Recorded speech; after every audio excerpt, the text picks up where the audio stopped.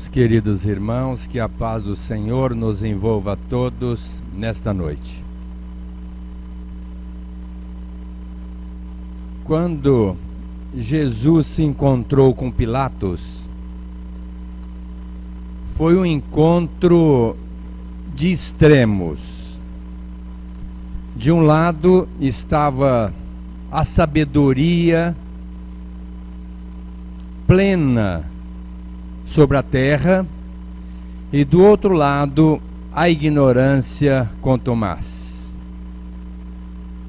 De um lado estava a humildade e do outro lado a arrogância. Logicamente que Jesus detinha a força, a fé, e o outro era tíbio. Era uma criatura ainda que alimentava dentro de si uma hipocrisia. Um homem que detinha a verdade inquestionável, e o outro trilhava na astúcia e na mentira.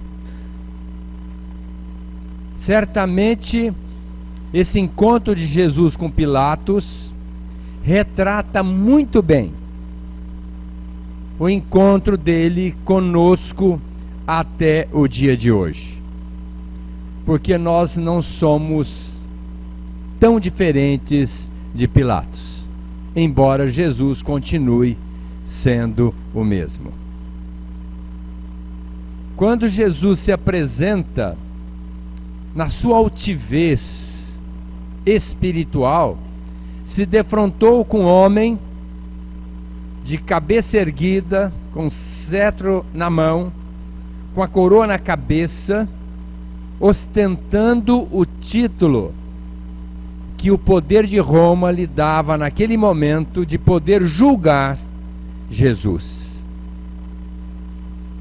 E naquele momento, Pilatos, embora advertido pela esposa Cláudia, que teve um sonho à noite, era uma sensitiva, disse a ele: hoje você vai se defrontar com uma criatura pura, imaculada, sem nenhuma falha. Portanto, cuide das suas mãos, não as macule, colocando as mãos neste homem. Mas apesar da observação de Cláudia, Pilatos tinha que se desincumbir daquele desiderato, uma vez que ele era o representante de Roma em Jerusalém, e teria que julgar Jesus, porque o sinédrio, o poder dos judeus, não dava o direito de incriminá-lo à morte. Portanto, apelaram para a participação de Pilatos. E naquele momento, então, Pilatos pergunta para ele: você é rei? Pelo menos dizem que você é rei. Você é rei? Jesus, logicamente, conhecendo aquela alma extremamente equivocada, disse para ele: o meu reino não é deste mundo. Se fosse, os meus teriam me defendido a ponto de eu não ser entregue aos judeus. Quer dizer que você é rei. Eu sou, tu o dizes. Eu vim para trazer a verdade, e aqueles que estão com a verdade ouvem a minha voz. Pilatos, então, para certificar-se melhor, perguntou: mas qual é a sua verdade? Jesus silenciou, porque percebia que aquele homem não tinha nenhuma competência embora inteligente, para entender a sua proposta.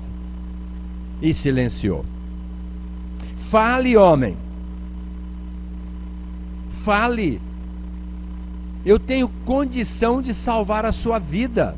Portanto, fale. Jesus olha para ele e diz assim: o seu poder foi dado pelo meu Pai. Se meu Pai não lhe desse esse poder, você não teria esta condição de julgar-me. Portanto, manteve-se em silêncio. E Pilatos, logicamente usando um recurso que a lei lhe dava naquele momento, de libertar uma pessoa condenada na Páscoa, resolve usar desse último recurso, colocando em votação a libertação de Jesus, que estava sendo condenado, ou Barrabás, que era um ladrão, homicida, odiado pelos judeus. Naquele momento, um sacerdote certamente o adverte: se você não condenar Jesus, nós iremos entregá-lo a César, uma vez que você não está zelando pela paz do nosso povo. E naquele momento, Pilatos, olhando só para a sua pessoa, para o seu cargo, para a plenitude da sua vida no seu conceito, entendeu que só tinha uma saída para ele, que era também condenar Jesus. Mas submeteu a apreciação daquele povo, entendendo que Barrabás, sendo odiado, não seria liberto e, por consequência, ele iria libertar Jesus. Mas quando lança a questão, todos, incitados pelos sacerdotes, aqueles mesmos que Jesus curou, aqueles mesmos que Jesus assistiu, aqueles que pleitearam e tiveram o convívio com Jesus, foram os mesmos que gritaram pela libertação de Barrabás. E Jesus foi levado à crucificação. Essa verdade proposta por Jesus, ela ecoa até os dias de hoje. E ele observa: conheça a verdade e ela vos libertará. E nós continuamos acrisolados, amordaçados, assambarcados, presos ainda à inferioridade das nossas almas, exatamente por não darmos aso, permissão, que essa verdade venha fazer parte da nossa vida. Qual seria essa verdade proposta por Jesus? Primeiro, o mandamento maior da lei, que é o amor a Deus, ao próximo, como a nós mesmos. E a outra proposta de Jesus é a justiça: fazei ao outro o que gostaríeis que o outro vos fizesse. Esta é a verdade que nós devemos amealhar, essencializar em nossas vidas, para nós nos tornarmos livres definitivamente, uma vez que já tem 2000 anos que essa mensagem ecoa aos 4 cantos do mundo, e nós ainda estamos alienados como Pilatos à frente de Jesus.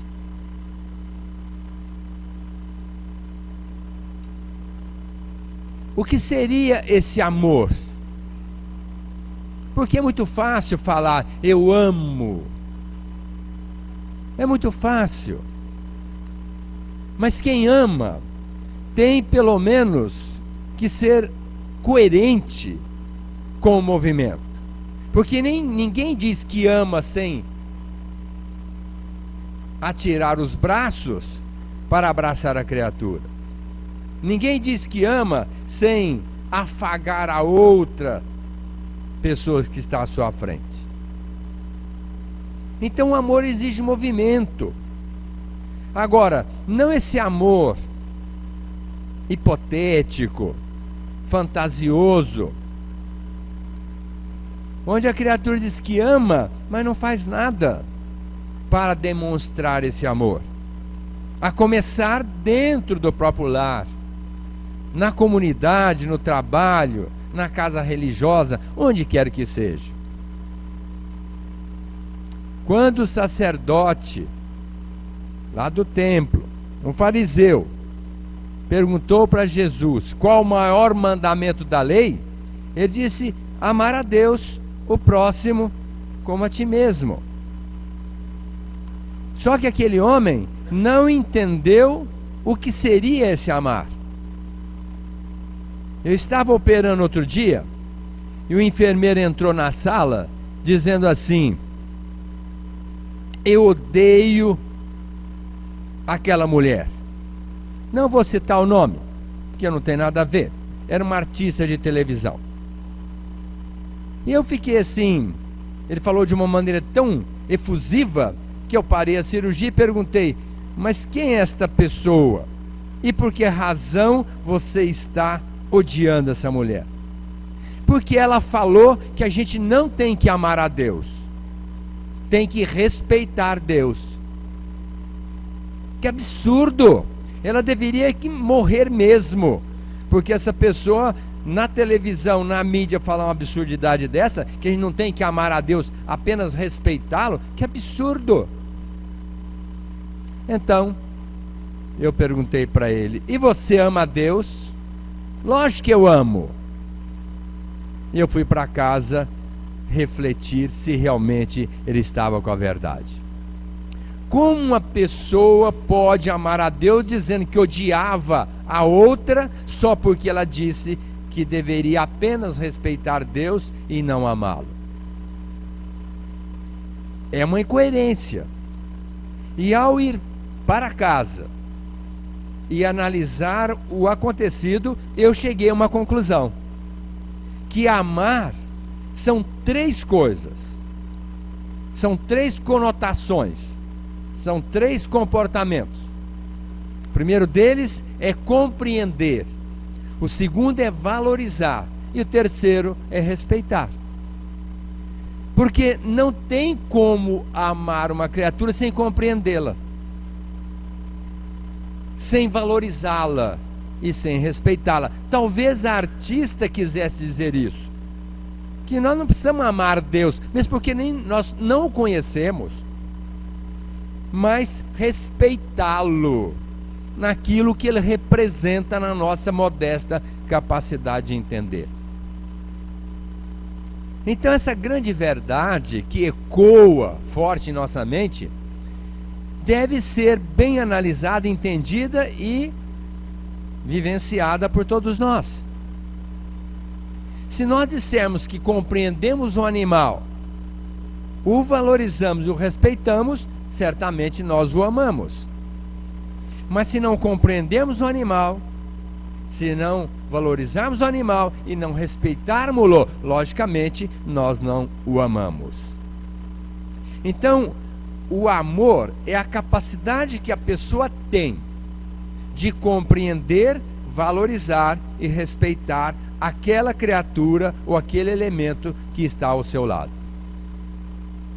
Como nós não conhecemos Deus, não sabemos que é Deus, a não ser pela informação dada pelos Espíritos a Kardec, quando ele questionou, como primeira pergunta do Livro dos Espíritos, que é Deus? E o benfeitor disse para ele: inteligência suprema do universo, causa primária de todas as coisas. Se nós não conhecemos o universo, que dirá a inteligência suprema? Se nós não conhecemos todas as coisas, que dirá aquele que é a causa de todas as coisas? Portanto, não conhecemos Deus. Como haveríamos de amá-lo? Não temos competência para valorizá-lo, compreendê-lo e, por consequência, não temos competência até para respeitá-lo. Mas poderíamos externar isso numa outra conotação. Sabendo da criação divina, nós poderíamos, em cima dela, aplicar esse conceito, compreendendo, valorizando e respeitando a criação divina. Esta nós conhecemos, porque nós conhecemos os minerais, os vegetais, os animais e os homens, que são os 4 elementos que compõem a natureza da criação divina. Então nós deveríamos começar a nos capacitar para compreender, valorizar e respeitar mais os elementos que compõem a natureza. Quais sejam? Porque às vezes a gente tenta explicar o nosso amor, mas paradoxalmente nós nos incriminamos ao termos uma conduta totalmente díspara dessa proposta que eu apresento agora a todos nós. Basta a pessoa ter alguma conotação diferente daquela que nós aspiramos, para nós dizermos: já não amo mais esta criatura. Não amo por causa disso, daquilo e aquilo outro. O problema não é da pessoa, o problema é nosso, porque nós não temos competência de compreender, valorizar e respeitar aquela pessoa naquilo que ela se nos apresenta. Mesmo porque, se nós formos amar só aqueles que pensam igual a nós, agem igual a nós, nós vamos amar quem? Quero crer que só nós mesmos. Que somos seres diferentes, que pensam diferente, que agem diferente, que têm anseios diferentes. Então nós precisamos entender que o amor está na proporção em que a pessoa consegue dinamizar essa proposta. Essa é a grande verdade de Jesus. A doutrina espírita coloca como libertação a caridade. E quando perguntaram para os espíritos como Jesus via a caridade, ele deu uma resposta exatamente dizendo isso: caridade é bondade para com todos, indulgência para com as faltas alheias e perdão incondicional com as faltas dos outros. Isto é amor, isto é caridade, isto é libertação. E como é que nós vamos ser bons com os outros se nós não os compreendemos? Como é que nós vamos ser indulgentes com os outros se nós não os valorizamos? Aliás, até denegrimos a imagem da criatura. Como nós vamos ser caridosos se nós não respeitamos aquele que é, pelo menos, filho de Deus, nosso irmão, e que nós devemos respeitar? Então nós temos que nos preparar um pouco melhor, senão nós vamos ficar igual Pilatos, sem entender a verdade de Jesus. E ele deixou muito claro: conheça a verdade e ela vos libertará. É evidente que nós não somos obrigados a concordar com todo mundo. Cada um tem um ponto de vista. Às vezes a pessoa pensa totalmente diferente e às vezes até de uma maneira equivocada, mas Jesus colocou para nós o seguinte: se o vosso irmão estiver em erro, ide, falai com ele. Olha a colocação de Jesus. Ele não disse: olha, se uma pessoa ou alguém, não. Se o vosso irmão estiver em erro, ide, falai com ele. Se ele vos ouvir, tereis ganho o vosso irmão. Se não, ide e levai a vossa paz. Ou seja, procure ser bondoso, procure ser indulgente, procure respeitá-lo. Se ele ouvir, entender a sistemática e adequar-se à sua proposta, e houver uma consonância, uma reciprocidade, bom para ele, bom para você. Mas se não, ide e levai a vossa paz. Continue mantendo a sua paz. E é o que acontece Não.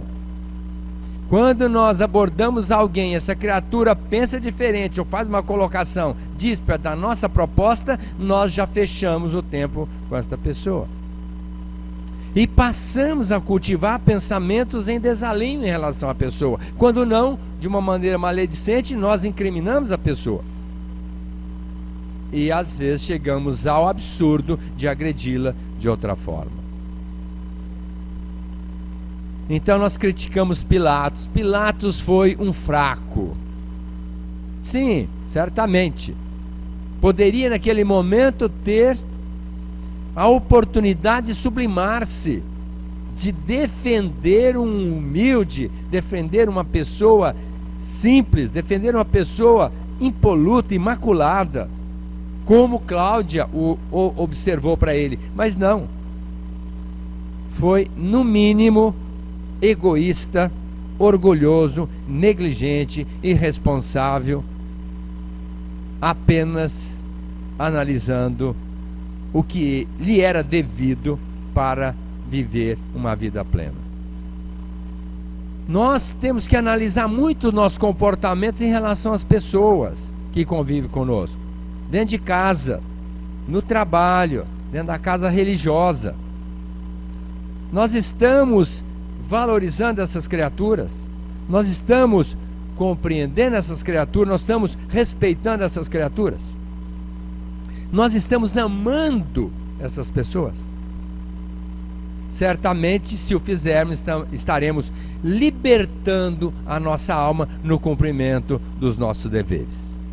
Emmanuel coloca com muita propriedade: a felicidade está no dever cumprido. Então vamos cumprir o dever, aquele que nós temos que realizar, independente de estarmos colocando o nosso ponto de vista ou não, de sermos respeitados ou não, de sermos ouvidos ou não. Vamos cumprir o nosso dever. Se o outro não cumprir, o problema é dele. E a doutrina espírita, ela traz uma verdade de uma maneira um pouco diferente. Pergunta 627 do Livro dos Espíritos. Kardec perguntou para os benfeitores: se Jesus já veio trazer a verdade, o que vocês estão fazendo aqui?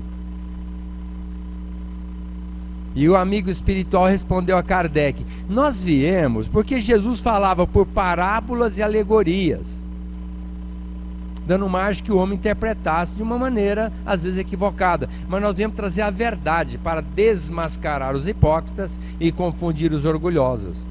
Ou seja, trazer a verdade para responsabilizar o homem pelos seus feitos. E a doutrina veio trazer a verdade.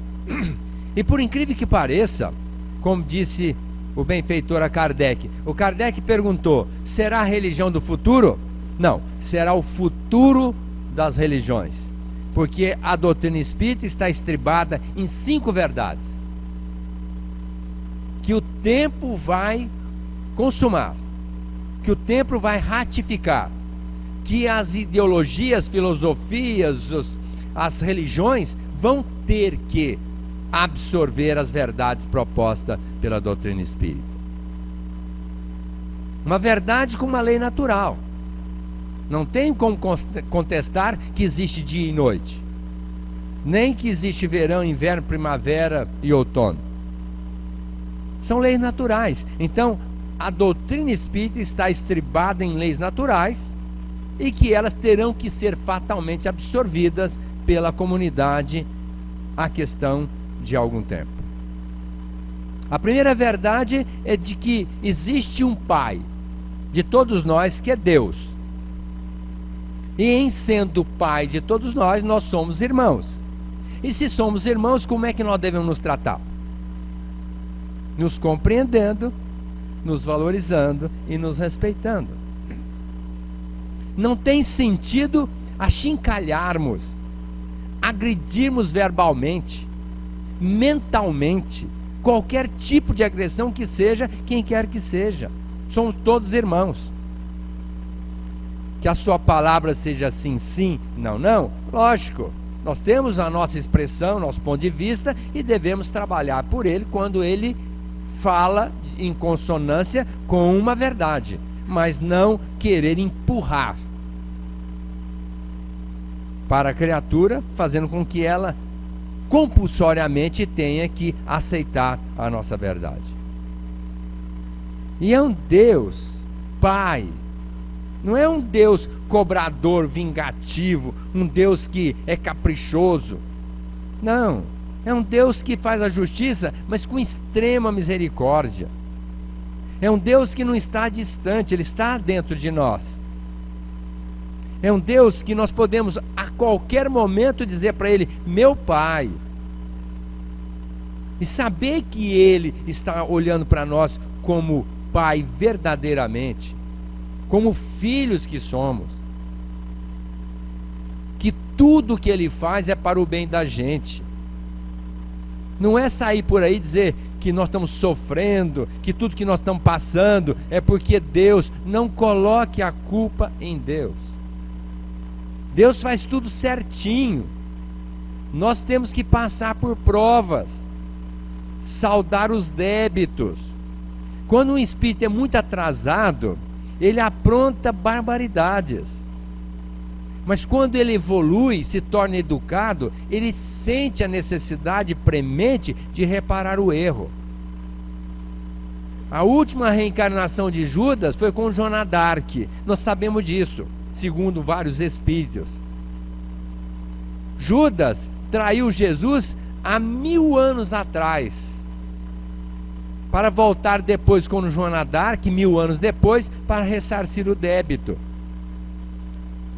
Logicamente que ele passou por muitas experiências até ter a bagagem suficiente na sua capacidade de educação para saldar aquele débito. E quando tinha uma missão de vir à Terra como uma mulher, uma jovem de 18 anos, para realizar um trabalho missionário na Terra, Judas candidatou-se na condição de uma mulher.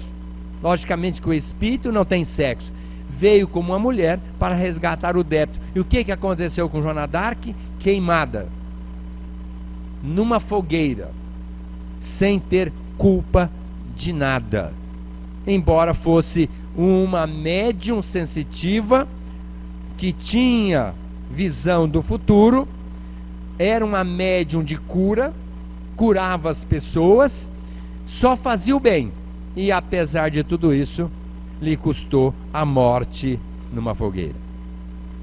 Se nós não entendermos essa proposta desse Pai, que é todo amor, que é todo misericórdia, nós iríamos questionar: que Deus é esse, que permite ainda que uma jovem inocente vá, por conta da ignorância dos outros, para uma fogueira? Mas se nós entendermos que ali estava o Judas, já evoluído, 1000 anos depois, já tendo ressarcido alguns débitos, faltava aquele. Então ele pede para resgatar naquela condição. Então quando nós estamos sofrendo, não é culpa de Deus, não é esse Pai que não é o Pai.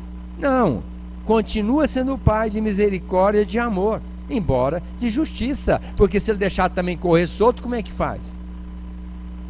E é este Deus que a doutrina espírita tem colocado para nós, que dá oportunidades quantas necessárias forem, mas Ele quer a nossa libertação, de posse dessa verdade deixada por Jesus e pelos Espíritos.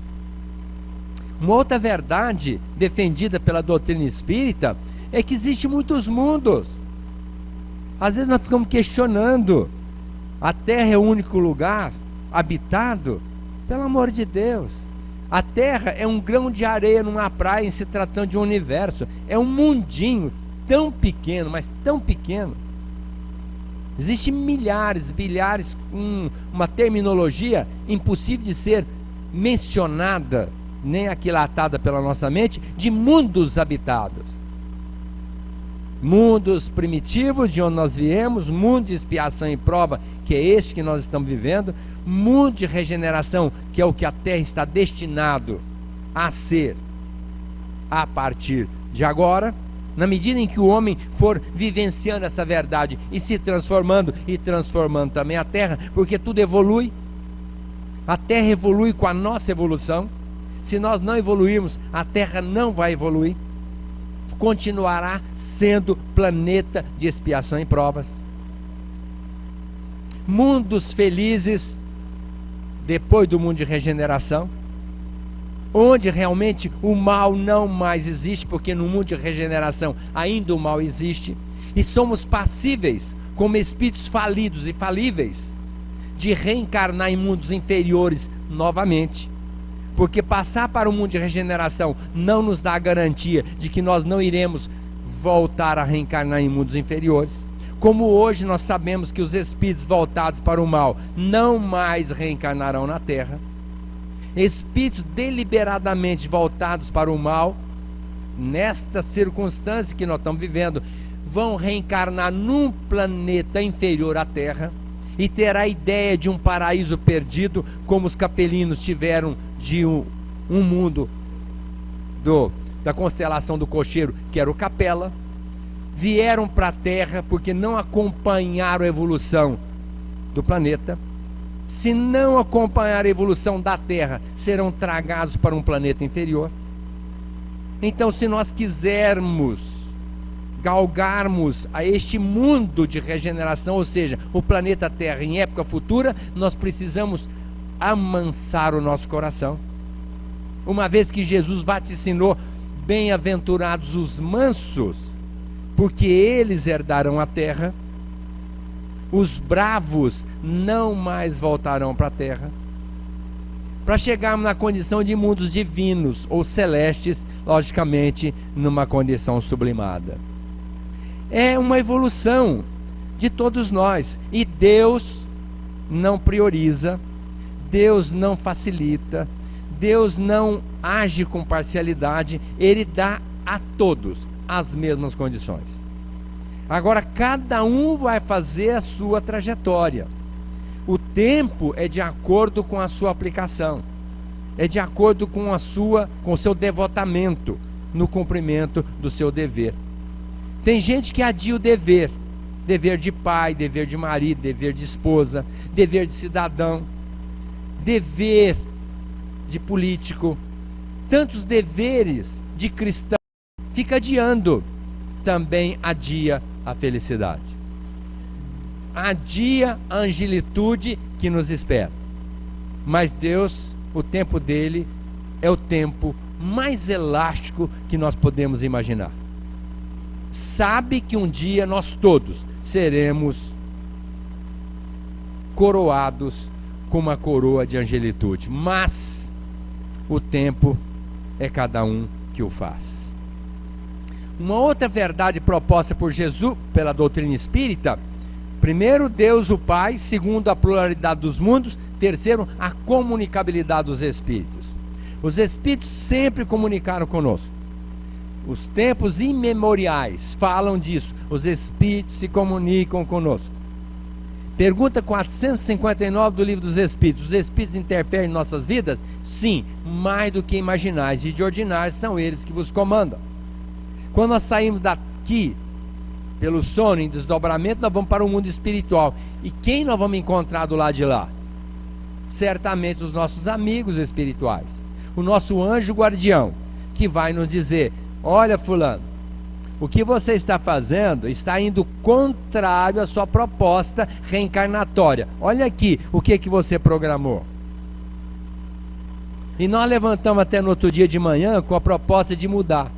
Eu tenho que mudar. Eu tive assim um sonho, eu tive assim uma informação, não sei como, mas eu sei que eu tenho que mudar. Mas chega aqui de manhã, começa a se envolver com as coisas da vida, com a materialidade, e continua a mesma criatura, com as mesmas buscas, e não muda coisa nenhuma. Os espíritos comunicam conosco de N maneiras. Se nós quisermos, por exemplo, mudar, vamos fazer uma oração. O Cristo disse assim: pedi e obtereis, batei, abri-se-vos-á, buscai e achareis.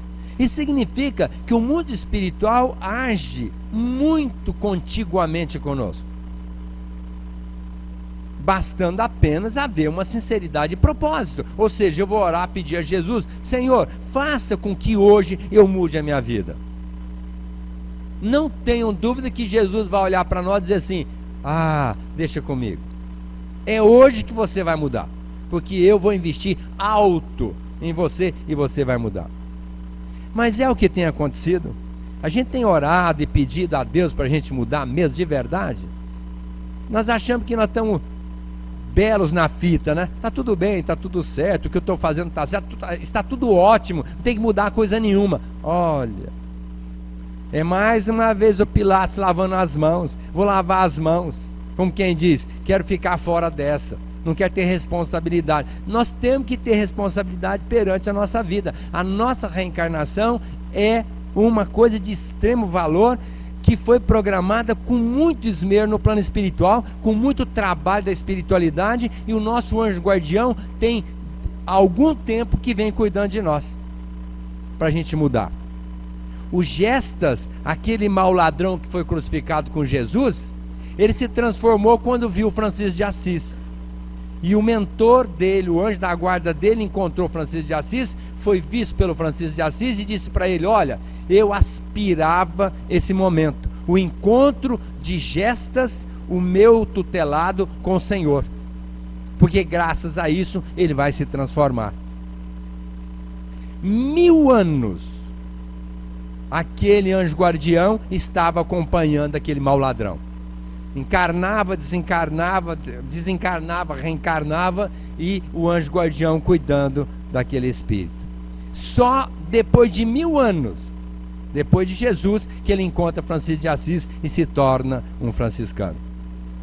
E ali nunca faltou assistência divina, nunca faltou assistência do espírito amigo que esteve ao seu lado durante 1000 anos. Eu fico pensando, quanto tempo faz que o meu anjo guardião está comigo?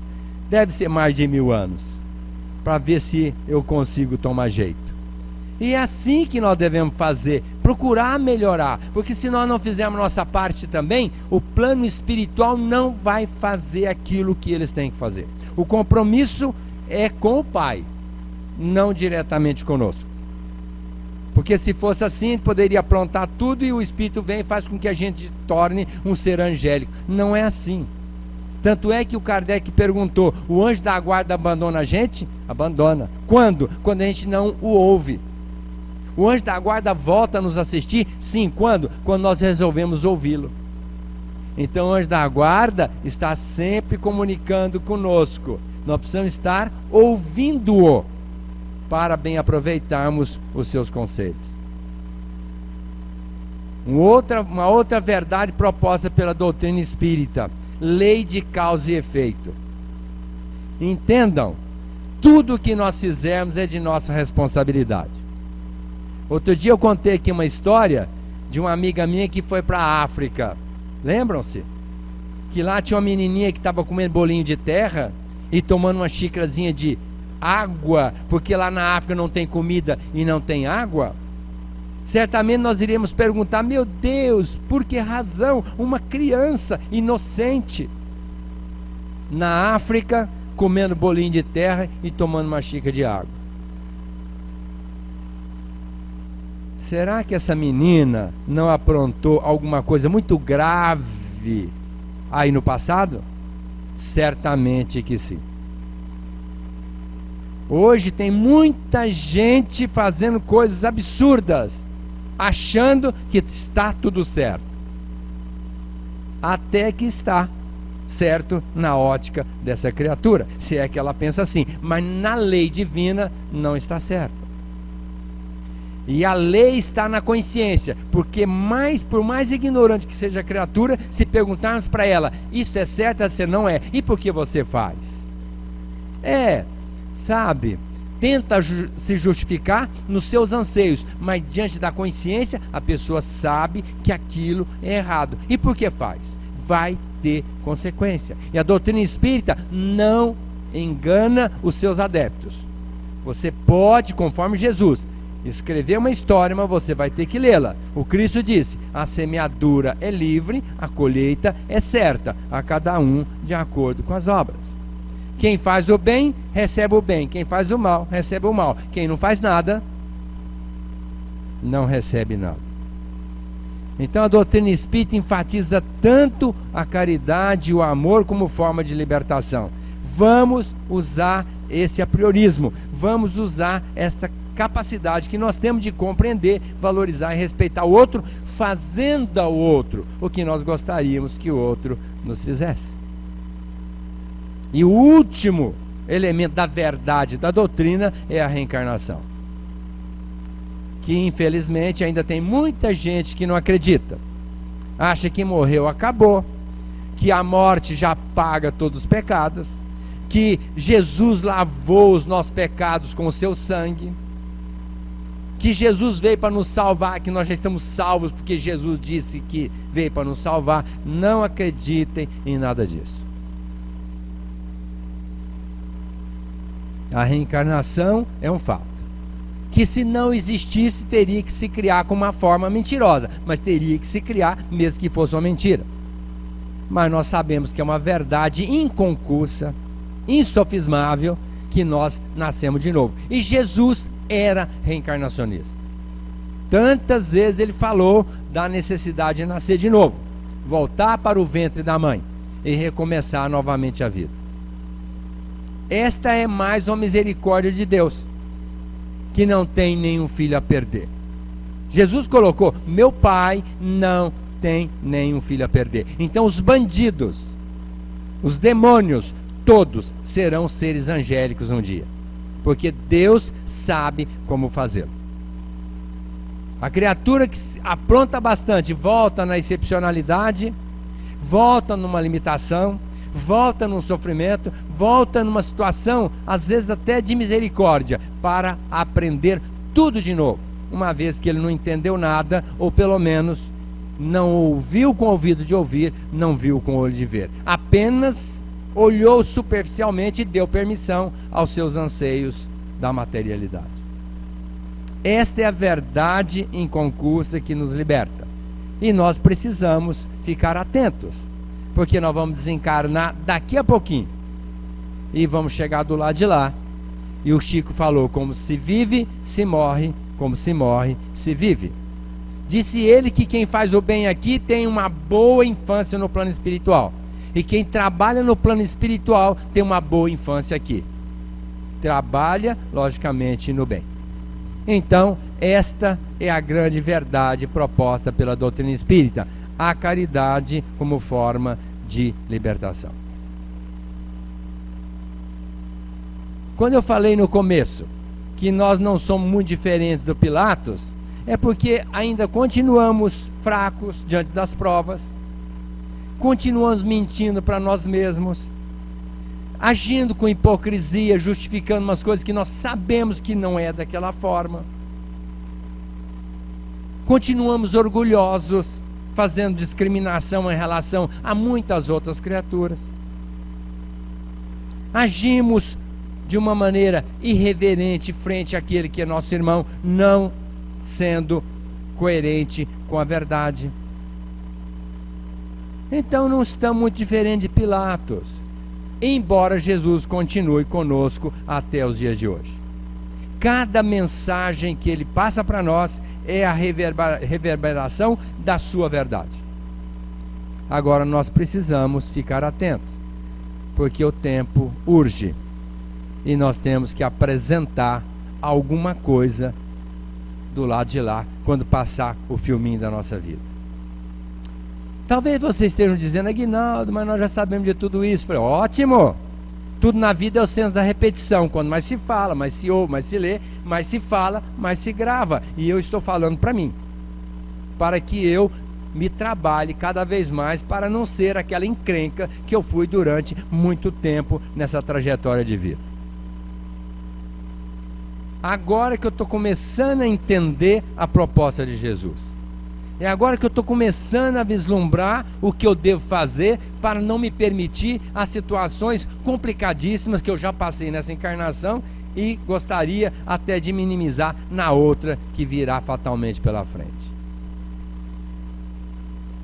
Hoje nós estamos vivendo o que nós construímos no passado, e amanhã nós iremos viver o que nós estamos construindo hoje. Então fiquemos bastante atentos para a proposta de Jesus. Conheça a verdade, e a verdade vos libertará.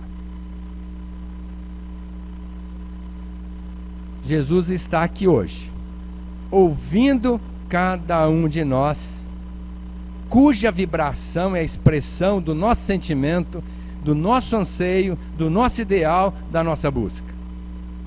Cabe a cada um de nós refletir o que é que nós esperamos de Jesus e o que é que nós podemos ofertar para Ele. Quando fizerdes a um dos pequeninos, é a mim que o fazeis, e ninguém vai ao Pai a não ser por mim.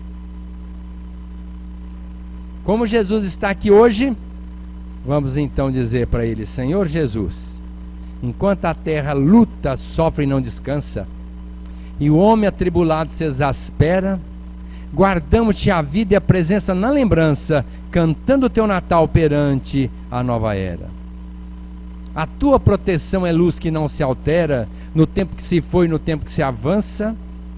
Cada hora contigo é nova primavera, em florações de fé e lauréis de esperança. Glória a Deus nas alturas, canto inesquecível. És tu, mestre do bem, que te abaixa de nível, trazendo a paz, a esperança e o amor aos tutelados teus. Agora, embora haja prenúncio de guerra, nós te amamos, Senhor Jesus, acima das armas da terra, procurando contigo a integração com Deus. Muita paz.